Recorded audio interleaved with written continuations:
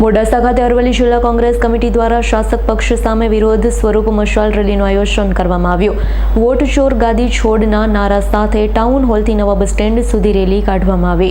મોડાસા ખાતે અરવલ્લી જિલ્લા કોંગ્રેસ કમિટી દ્વારા શાસક પક્ષ સામે વિરોધ સ્વરૂપ મશાલ રેલીનું આયોજન કરવામાં આવ્યું। વોટ ચોરા ગાદી છોડના નારા સાથે ટાઉન હોલથી નવા બસ સ્ટેન્ડ સુધી રેલી કાઢવામાં આવી હતી। મશાલ રેલીમાં જિલ્લા કોંગ્રેસ પ્રમુખ અરુણ પટેલના નેતૃત્વમાં પૂર્વ ધારાસભ્ય, તાલુકા કોંગ્રેસના આગેવાન તથા મોટી સંખ્યામાં કોંગ્રેસના કાર્યકરો જોડાયા હતા। કાર્યકરોએ રસ્તા પર ઉતરી સરકારની નીતિઓ અને વર્તમાન પરિસ્થિતિ અંગે અસંતોષ વ્યક્ત કરતા નારા લગાવ્યા। રેલી દરમિયાન માર્ગ સુરક્ષાને ધ્યાનમાં રાખી પોલીસ બંદોબસ્ત ગોઠવવામાં આવ્યો। કોંગ્રેસ પક્ષે જણાવ્યું હતું કે આંદોલન આગળ પણ ચાલુ રહેશે। અરવલ્લી જિલ્લા કોંગ્રેસ સમિતિ દ્વારા આજ રોજ મોડાસા ખાતે ટાઉન હોલ થી નવા બસ સ્ટેશન સુધી વોટ ચોર ગાદી છોડ ના નારા સાથે કોંગ્રેસના સૌ આગેવાનો, કાર્યકરો અને નગરજનો સાથે એક મશાલ રેલીનું આયોજન કર્યું છે।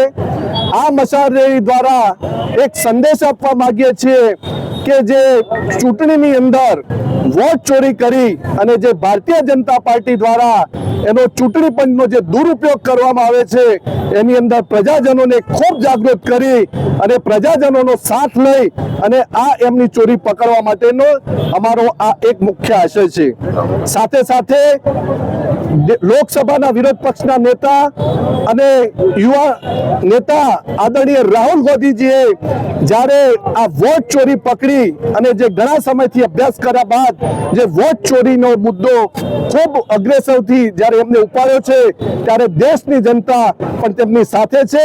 એમાં પણ અમે અરવલ્લી જિલ્લાના સૌ આગેવાનો સાથે મળી એમની સાથે છીએ અને જે કંઈ આગામી કાર્યક્રમો કરવામાં આવશે એમાં ચોક્કસપણે અમે ધારપૂર્વક કરીશું એવો અમે સૌ અરવલ્લી જિલ્લા કોંગ્રેસના આગેવાનોએ નિર્ધાર કર્યો છે। Bureau report S9 news Aravalli. અમારી તમામ માહિતીથી અપડેટ રહેવા માટે જોડાયેલા રહો S9 ન્યૂઝ સાથે।